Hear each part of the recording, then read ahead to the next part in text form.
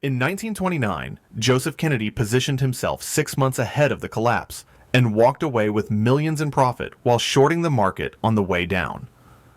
Fast forward to 2008, and Michael Burry studied loan-level mortgage data, identified the rot beneath subprime securities, and orchestrated a bet that netted him $700 million when the system imploded.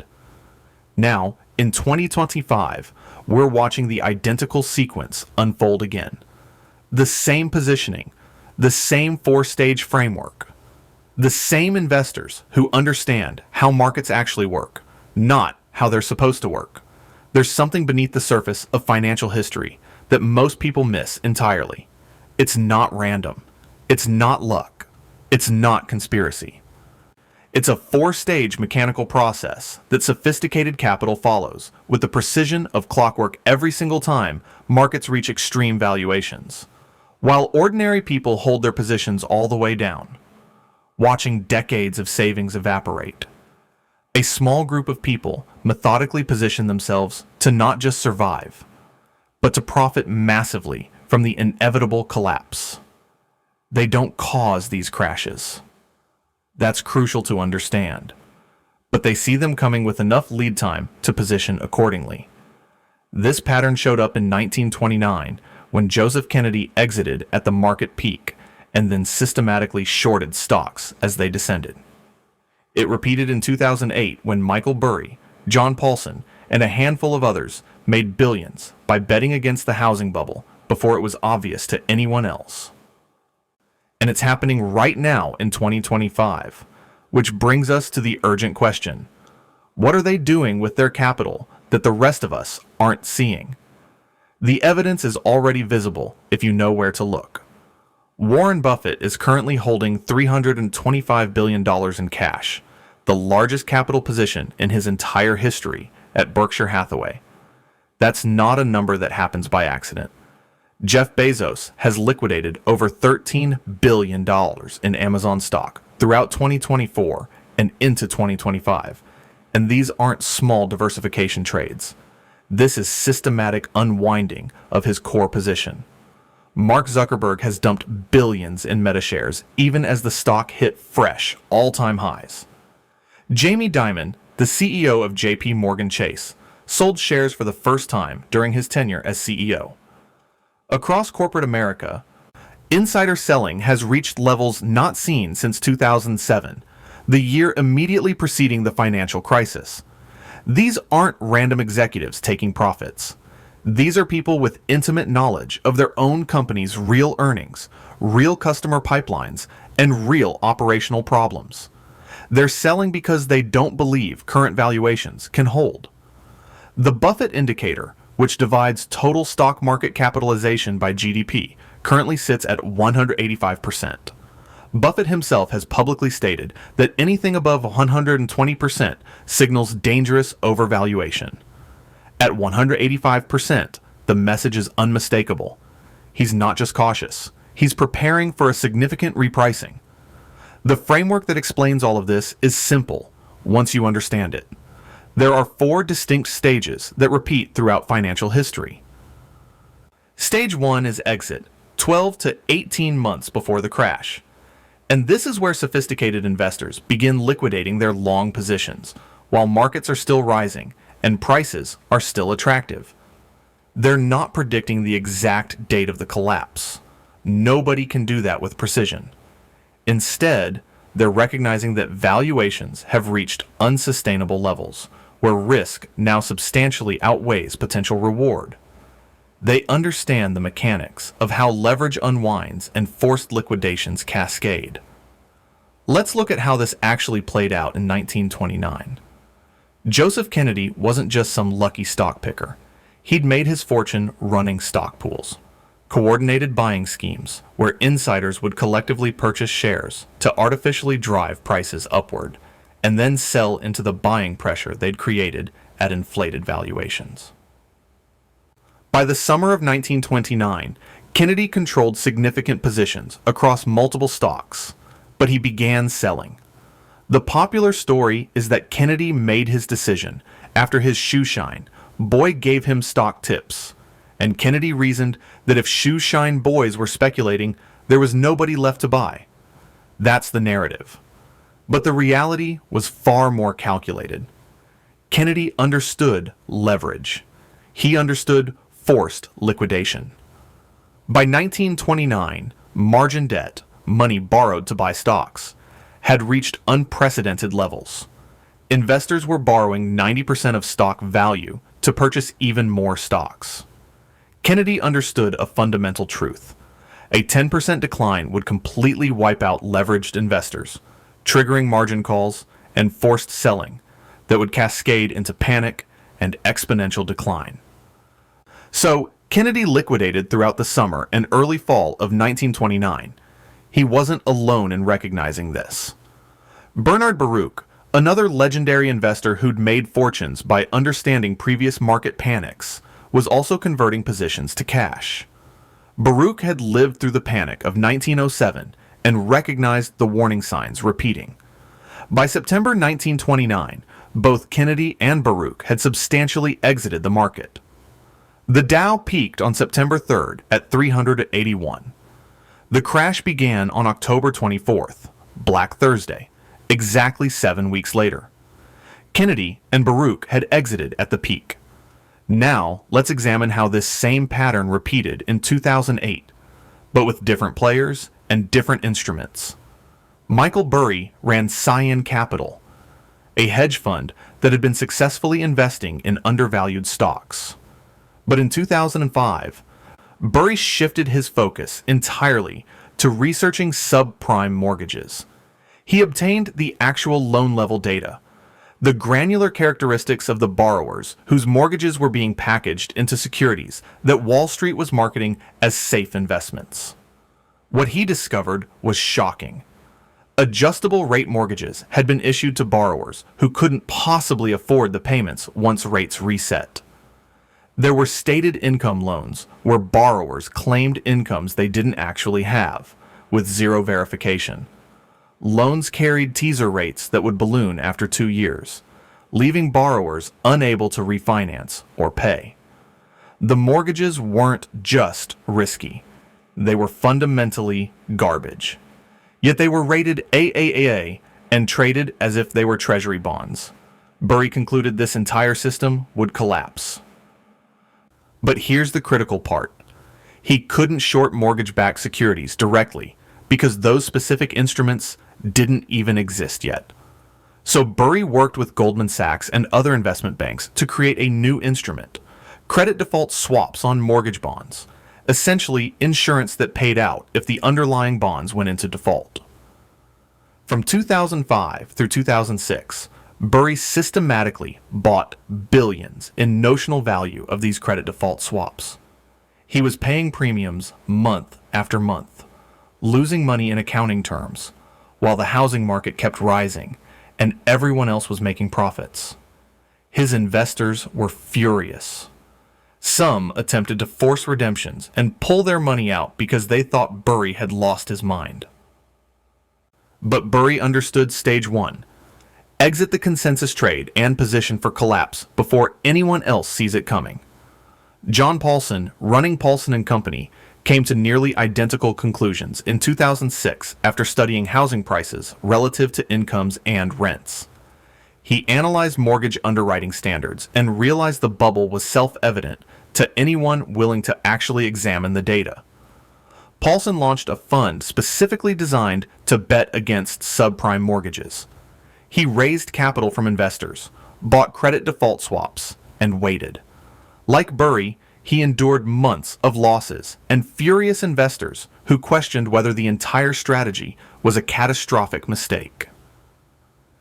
Both Burry and Paulson were executing stage one from 2005 to 2007, exiting the consensus long position in housing and real estate stocks while simultaneously building positions that only paid off if the system collapsed. Now we arrive at 2025, and the stage one pattern is clearly evident. Start with Warren Buffett. When asked in his 2024 shareholder letter why he was holding so much cash, Buffett said he couldn't find anything attractively priced. Translation: everything is overvalued. That's stage one. Exit while prices are still elevated. But it's far beyond Buffett. Jeff Bezos has sold over $13 billion in Amazon stock through 2024 and 2025. And these are not small diversification sales taken gradually over time. This is systematic liquidation of his core position in the company he founded. Mark Zuckerberg has sold billions in Meta stock, even as Meta hit new all-time highs, selling into strength rather than weakness.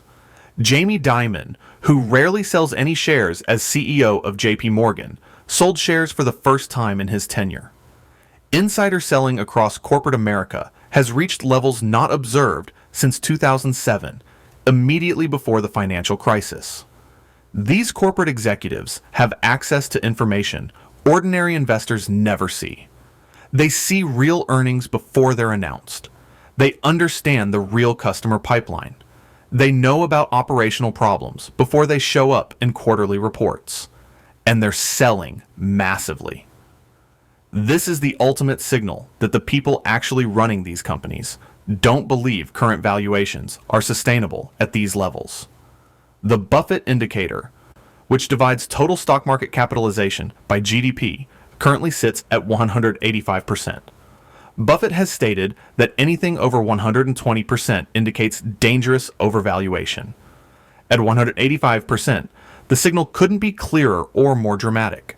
He's not being cautious. He's preparing for a significant market repricing. Stage one is complete. The smart money has exited. Not all at once, because that would trigger a premature crash, but systematically over 12 to 18 months. While retail investors continue buying the dips and believing in artificial intelligence as the transformative next revolution, the people who actually run these companies are selling their shares to those same retail buyers at peak valuations.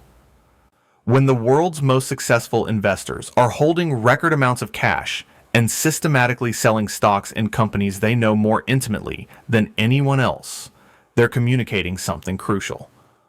The message is that stage one has concluded, and what comes next requires different positioning entirely. Stage two is where sophisticated investors stop simply holding cash and begin actively buying protection that pays off if markets collapse.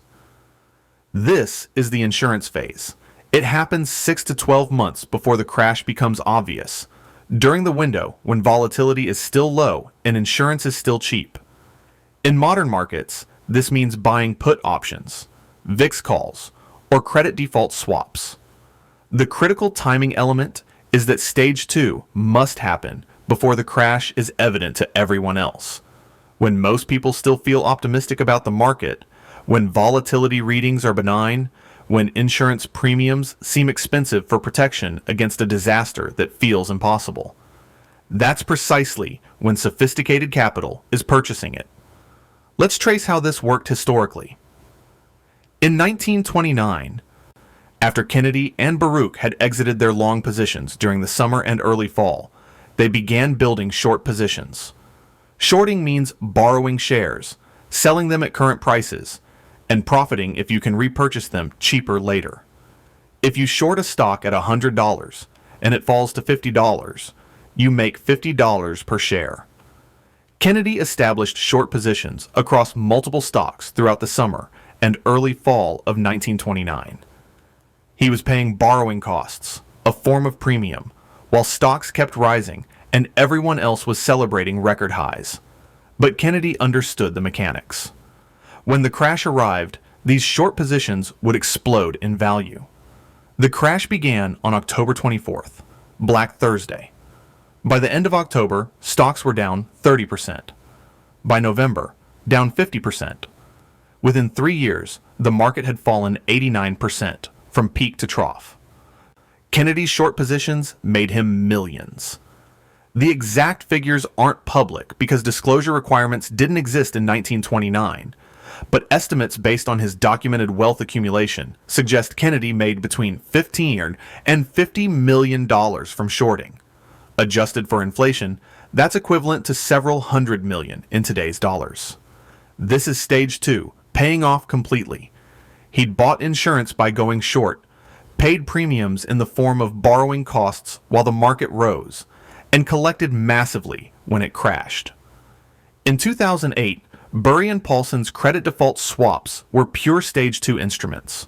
From 2005 to 2007, they paid premiums every single month. These swaps cost roughly 2 to 4% annually on the notional amount being insured. If you bought $100 million in protection, you paid $2 to $4 million per year with zero payout if mortgages didn't default. For 2 full years, Burry and Paulson paid these premiums and watched the housing market keep rising, while their positions generated losses in accounting terms. Their investors revolted. Some demanded redemptions, wanting their capital back before Burry lost everything. Burry actually had to lock up the fund to prevent investor panic and withdrawals. But he understood Stage 2 intellectually and emotionally. You pay for insurance when it's cheap, before the disaster is obvious to everyone else. In 2007, subprime defaults started rising. By early 2008, major financial institutions were reporting massive losses. Bear Stearns collapsed in March 2008 and was sold to J.P. Morgan in a government-arranged fire sale. Lehman Brothers filed for bankruptcy in September 2008, the largest bankruptcy in American history. When that happened, Burry's and Paulson's credit default swaps exploded in value. Contracts they'd purchased for a few million in premiums paid out hundreds of millions when the underlying bonds went into default. Paulson's fund, which had bought tens of billions in notional insurance, collected approximately $15 billion when the swaps paid out. The premiums they'd paid for 2 years of waiting became completely irrelevant compared to the ultimate payout. It was like paying $100 for insurance that paid out $15,000 when the event occurred.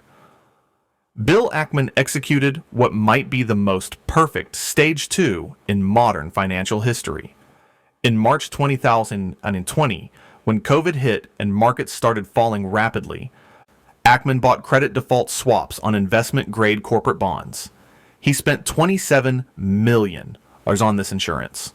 Within weeks, as panic accelerated and markets crashed 35%, those swaps paid out $2.6 billion.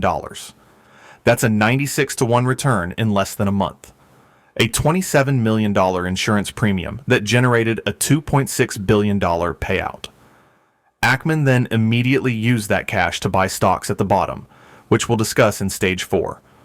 But the crucial point is Stage 2. He bought insurance at exactly the right moment, when the disaster was becoming apparent, but before it was fully priced in, and the protection paid off massively. Now let's examine what's happening in 2025. Volatility insurance comes in several modern forms. Put options give the holder the right to sell stocks at a predetermined price if they fall. VIX options bet on volatility spiking dramatically. Credit default swaps on corporate bonds or mortgage securities pay out if defaults occur. The activity in these insurance markets is surging in ways that indicate institutional positioning. The put-call ratio, which measures the volume of put options relative to call options, normally sits around 0.6 to 0.8.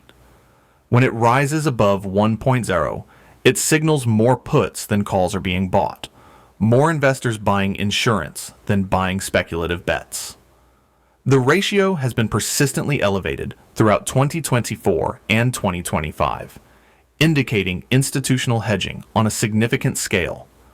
VIX call options, which profit when volatility spikes, have experienced unusual activity throughout 2024 and into 2025. Large institutional purchases of VIX calls expiring in mid-2025 and late 2025 are visible in options market data. These are bets that markets will experience significant volatility during those specific windows. The positions are large enough, tens of millions in premium, that they cannot possibly be retail traders gambling with small accounts. These are institutions writing significant checks to buy insurance. They're paying premiums now, expecting massive payouts when volatility accelerates. Credit default swaps on commercial mortgage-backed securities have spiked in price dramatically. The cost to insure against defaults in commercial real estate has increased 300 to 500% since 2021. This tells you something crucial. Sophisticated investors believe commercial real estate will experience significant defaults, and these swaps will pay out massively when it happens. Someone is paying these elevated premiums because they've done the analysis. They understand the math. Office buildings across America sit 40 to 50% vacant due to permanent remote work. These buildings were financed with mortgages at 3% interest rates when money was cheap. Those mortgages are maturing and need refinancing at 7 to 9% interest rates, triple the original cost. The economics don't work. Building values have dropped 40 to 60% because buyers understand the properties can't service the debt at current rates. When these mortgages can't be refinanced, defaults are inevitable. The credit default swaps will pay out when that happens, just like the subprime swaps did in 2008. Bill Ackman publicly discussed buying protection in 2024. In investor letters and media interviews, Ackman said he is considering hedges similar to what he executed in March 2020 because he sees risks in commercial real estate and regional banks. He hasn't disclosed exact positions because hedge funds aren't required to publicly disclose their holdings until quarterly filings. But the fact that he's discussing it publicly tells you he's already positioned. When major fund managers start talking publicly about buying insurance, it means they've already bought significant amounts and are preparing the narrative for when it pays off. This is stage 2 playing out right now in 2025. Buying insurance before the crash becomes obvious. Paying premiums while markets still feel stable and rational. Waiting for the inevitable payout that will come when the system reprices. The interesting aspect of stage 2 is the psychological difficulty. You're paying real money for protection against a disaster that might not arrive for months or even years. Every month the market rises, you lose money on that insurance. Every quarter that passes without crisis, your options lose value from time decay. It requires conviction that nobody else has. It requires understanding the mechanics of the system well enough to know that despite current market strength, the underlying structure is unstable. It requires the discipline to keep paying insurance premiums month after month when it feels like you're throwing money away. Most people can't do this. Most investors would have pulled their insurance after 3 months of losses and bought back into the rising market. But the smart money understands something crucial. Stage 2 isn't about being right about timing. It's about having insurance in place before the disaster strikes. The premium you pay is the price of optionality. It's the cost of having the right to profit if your thesis is correct. And when stage 2 pays off, it pays off explosively. But insurance is passive. You buy it and you wait. Stage 3 is where the aggressive positioning begins. This is where sophisticated investors don't just protect themselves from losses. They actively position to profit massively from specific companies and sectors they've identified as most vulnerable to collapse. Stage 3 is the most aggressive stage of the 4-stage pattern. It's not passive protection like insurance. It's active, precision-targeted positioning against specific sectors or companies identified as most vulnerable to collapse. This stage happens 3 to 6 months before the crash becomes obvious to the broader market. Stage 3 requires deep analysis and conviction because you're not just shorting the entire market, which is expensive and imprecise. You're identifying exactly which sectors will collapse first and hardest, and which specific companies within those sectors are most exposed. You're making concentrated bets, not diversified hedges. In 2008, Stage 3 was where Burry, Paulson, and others made their biggest money. They weren't just betting against housing generally. Burry analyzed loan-level mortgage data with surgical precision. He obtained the actual characteristics of individual borrowers whose mortgages were being packaged into securities. What he found was a map of exactly where the defaults would originate. He identified subprime loans in specific geographic markets: Florida, California, Arizona, Nevada, where speculation was most extreme and borrower profiles were most fragile. He identified adjustable rate mortgages that would reset in 2007 and 2008 when borrowers couldn't afford the new payments. He identified loans with teaser rates designed to balloon after a short period. He shorted the specific tranches of specific mortgage bonds most likely to default first. When defaults hit those regions and those loan cohorts, those bonds didn't just fall in value, they went to zero. Burry's credit default swaps paid out at maximum value because he'd positioned precisely where the damage would originate. Paulson executed a similar strategy, but with additional precision. He shorted specific mortgage bonds, but he also identified specific financial companies most exposed to those bonds. In 2007 and early 2008, before it was obvious these firms would fail, Paulson shorted Lehman Brothers, Bear Stearns, and Washington Mutual. These were not popular trades. Wall Street analysts rated these stocks as buys or strong buys. The consensus on every financial news network was that these firms were too big to fail, that the government would never allow major financial institutions to collapse. But Paulson had analyzed their balance sheets. He understood their exposure to subprime mortgages. He knew that their assets, the mortgage-backed securities on their books, were worth far less than their liabilities, the money they owed to creditors and depositors. When Bear Stearns collapsed in March 2008, Paulson made a fortune on that short position alone. The stock went from over $100 to $2 in a matter of weeks. When Lehman filed for bankruptcy in September 2008, another massive payout. The stock went to zero. Shareholders were completely wiped out. But Paulson, who had positioned short, made billions. His fund's total returns from 2007 to 2009 across all strategies were approximately $28 billion. The majority of that came from stage 3, shorting specific companies and bonds most exposed to the collapse. Now let's examine what's being shorted and positioned against in 2025. The two sectors flashing maximum vulnerability are commercial real estate and regional banks, and sophisticated capital is building massive short positions in both right now.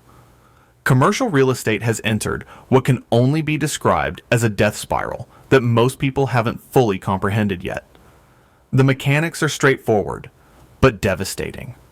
Office buildings across America sit 40 to 50% vacant due to permanent shifts toward remote and hybrid work. This isn't temporary. This isn't cyclical. Companies that historically leased 5 floors of office space now lease 2. The remaining floors are empty and generating zero revenue. This represents a fundamental, permanent change to how corporate America operates.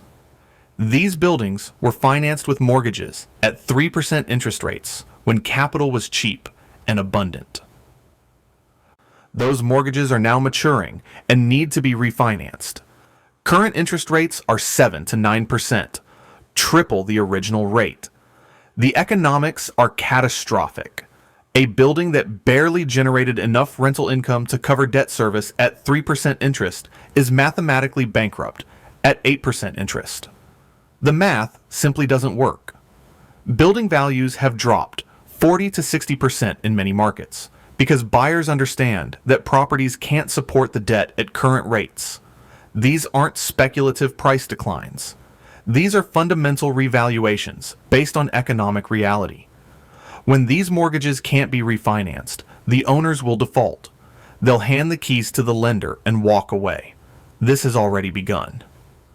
Brookfield Asset Management, one of the world's largest real estate owners with massive institutional capital, defaulted on 2 Los Angeles office towers in 2024. They didn't negotiate. They didn't try to restructure the debt. They simply stopped making payments and gave the buildings to the lender. This wasn't because Brookfield is in financial trouble. Brookfield is stable and well capitalized. It was because those specific buildings are worth less than the mortgages. It was economically rational to default. Over $2 trillion in commercial mortgages come due during 2025 and 2026, a significant portion of which will not be refinanced. Defaults will cascade. When that happens, the lenders holding those mortgages, primarily regional banks, will realize massive losses. Hedge funds have built short positions in commercial mortgage-backed securities, the same types of securities that collapsed in 2008, except instead of residential mortgages.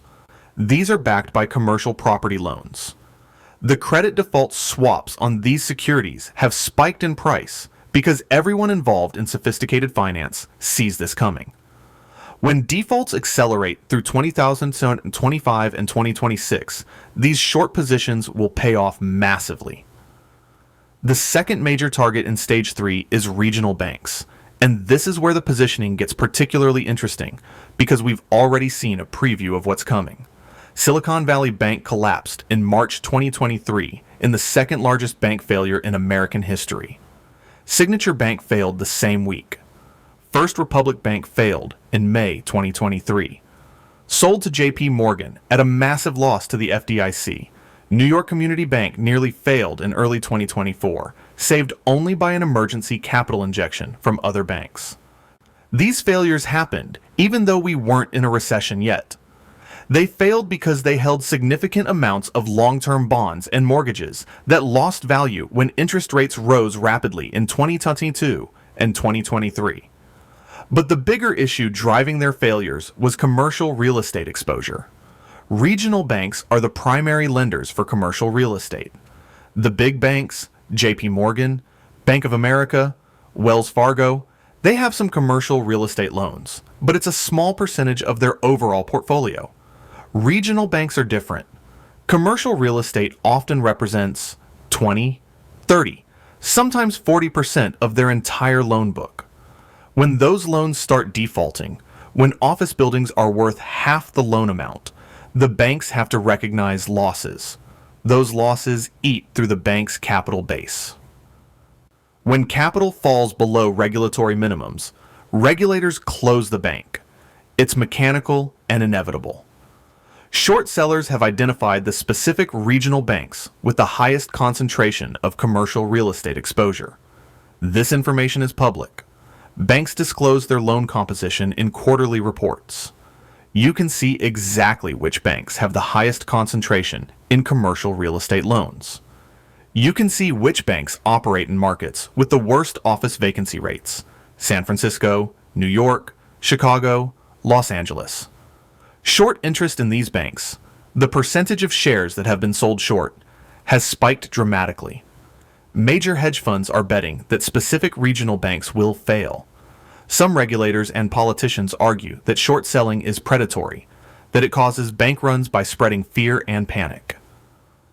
But that's backwards causation. The banks are insolvent because of bad loans. Short sellers are simply recognizing reality before regulators admit it publicly. The short sellers aren't creating the problem. They're positioning to profit from the problem that already exists. This is Stage 3 playing out right now in 2025. It's not shorting the entire market, which is expensive and imprecise. It's precision targeting. It's identifying the specific sectors, specific companies, specific securities that will collapse first and hardest. It's understanding the mechanics of why they'll collapse. It's building concentrated positions in those specific instruments. The smart money is in Stage 3 right now. They've built short positions in commercial real estate securities and regional banks. They're paying borrowing costs to maintain these shorts. They're waiting for the collapse that will make these positions explode in value. When commercial real estate defaults cascade through late 2025 and 2026, when regional banks start failing in clusters like we saw in 2023, Stage 3 will pay off exactly like it did for Paulson and Burry in 2008.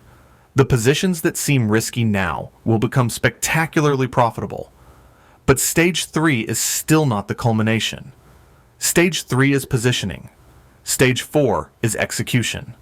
Stage 4 is where the previous 3 stages pay off and where the smart money deploys massive capital to buy assets at fire sale prices. Stage 4 is the culmination of the entire 4-stage pattern. This is where the previous 3 stages pay off and where sophisticated investors deploy their accumulated capital to buy assets at fire sale prices.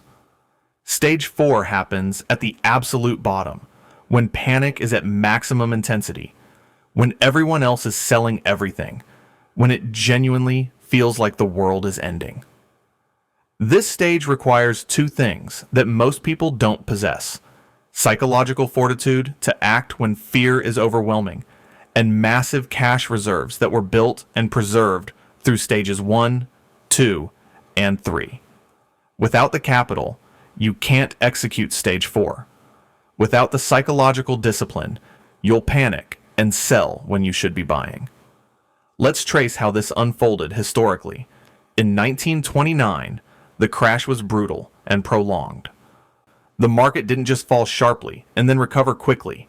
It fell 89% from peak to trough. From 381 in September 1929 to 41 in July 1932. Almost 3 full years of continuous decline with no relief. Most investors were completely wiped out.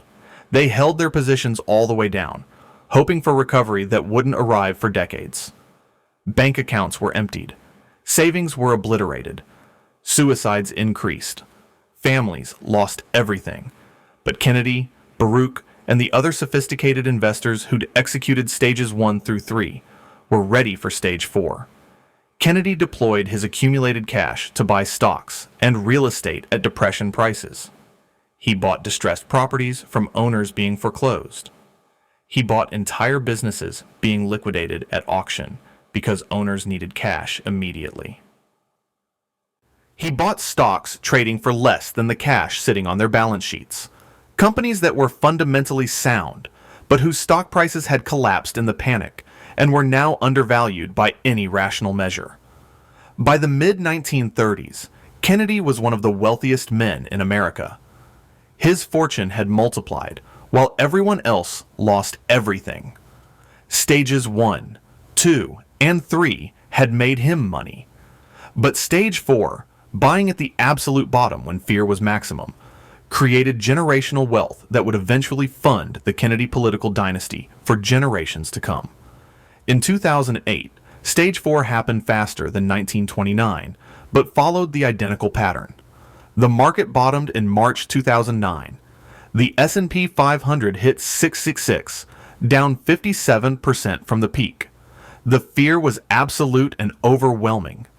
Every day brought news of more bank failures, more corporate layoffs, more home foreclosures.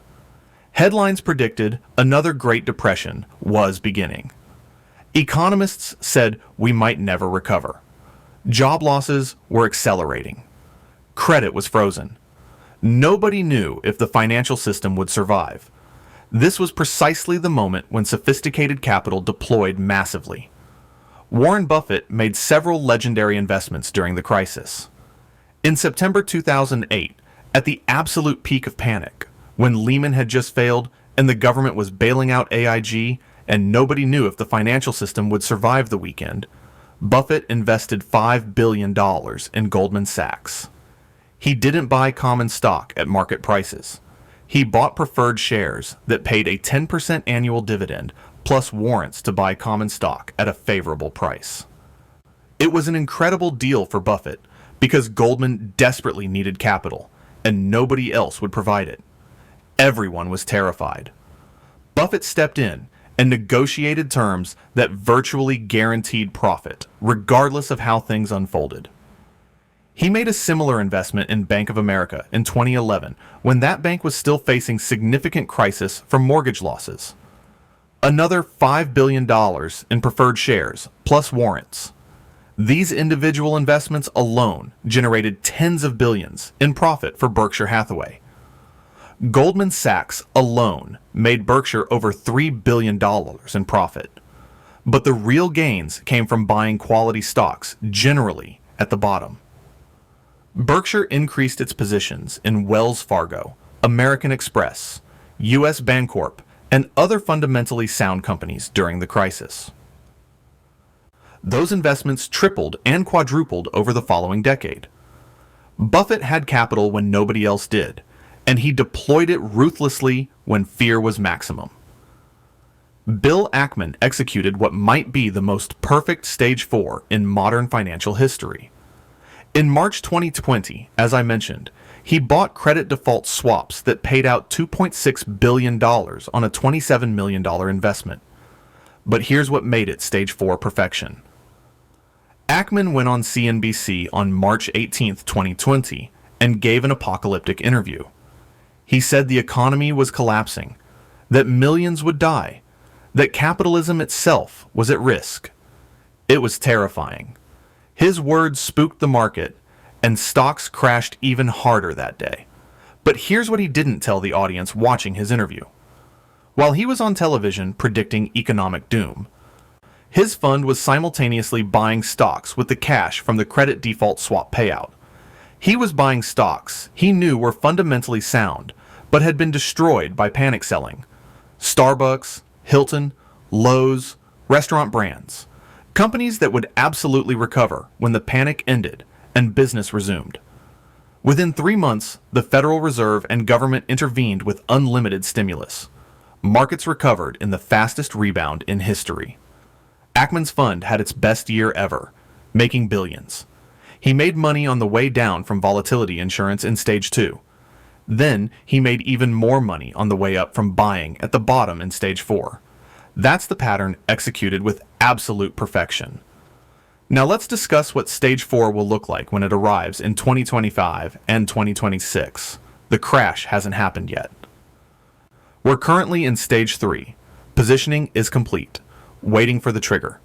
But we can predict with reasonable confidence how stage 4 will unfold based on the historical pattern.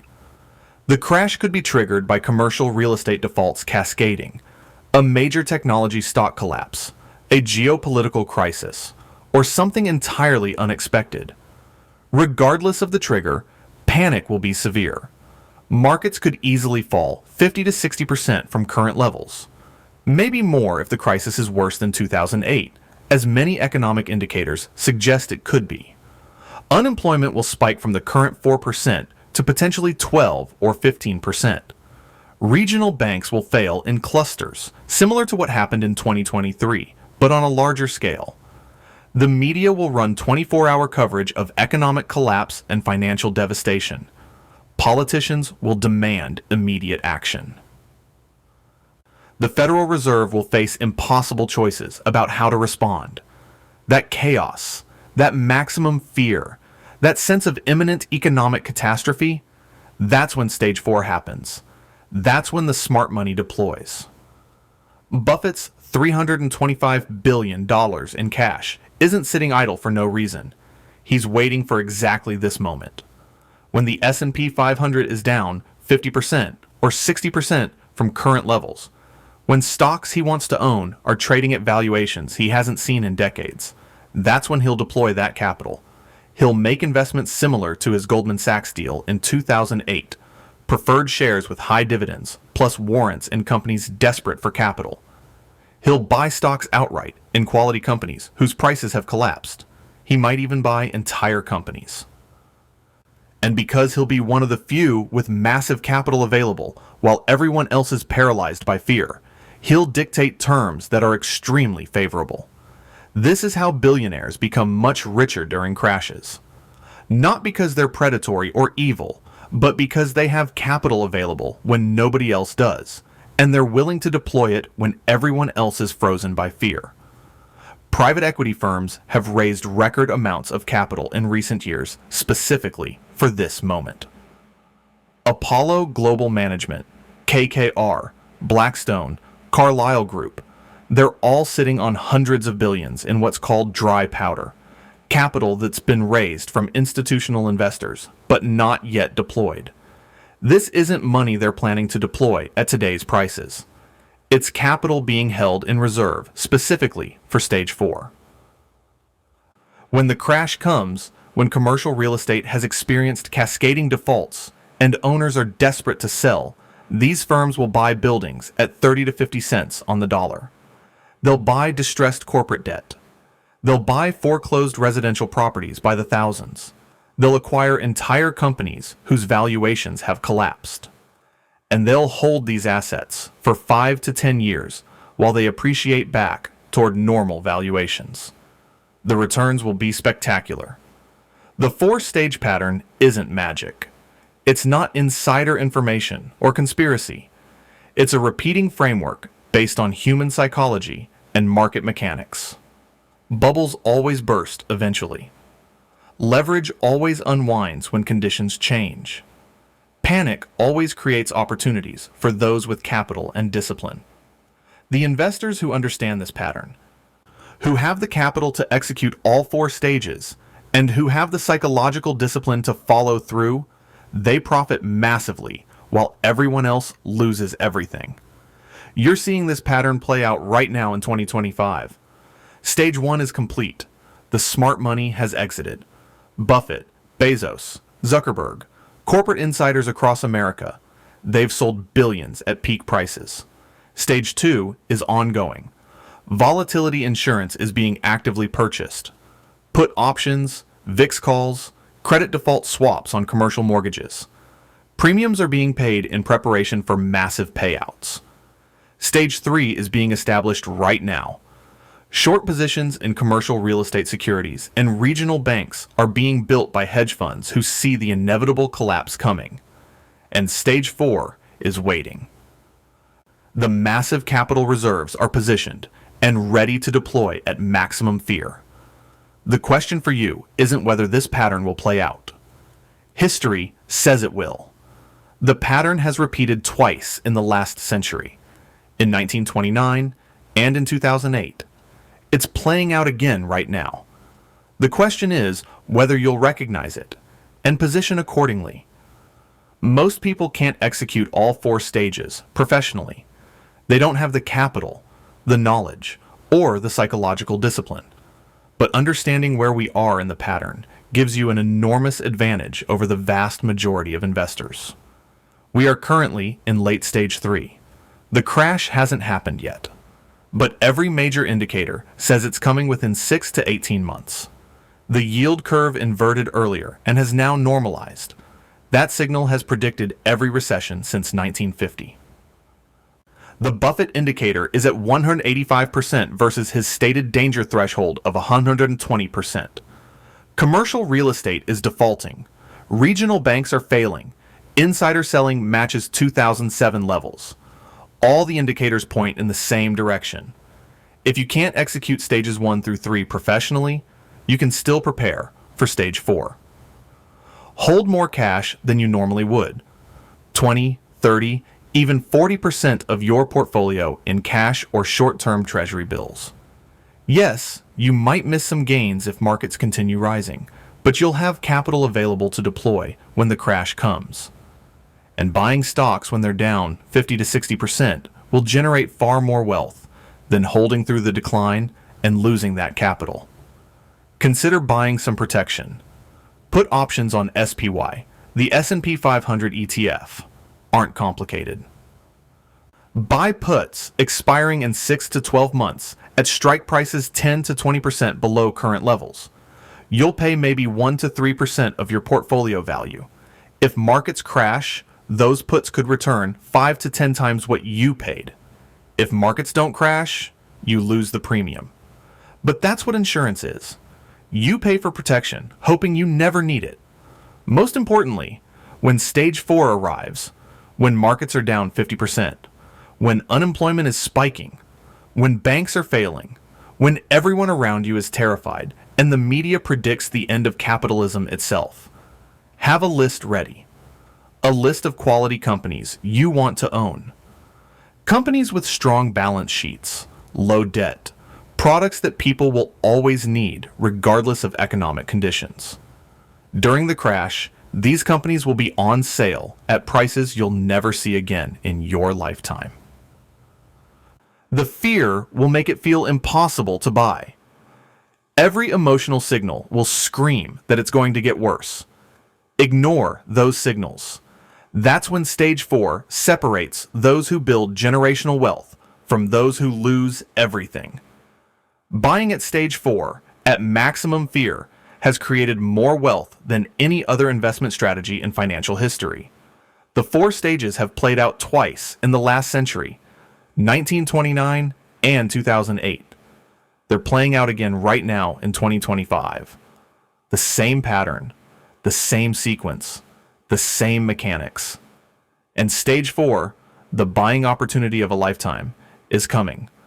Whether you're ready for it, whether you have the capital and courage to act when everyone else is paralyzed by fear, that will determine whether you're one of the few who profits from the next crash or one of the many who loses everything. The pattern is clear. The stages are documented. History repeats. And we're in stage 3 right now, waiting for the inevitable.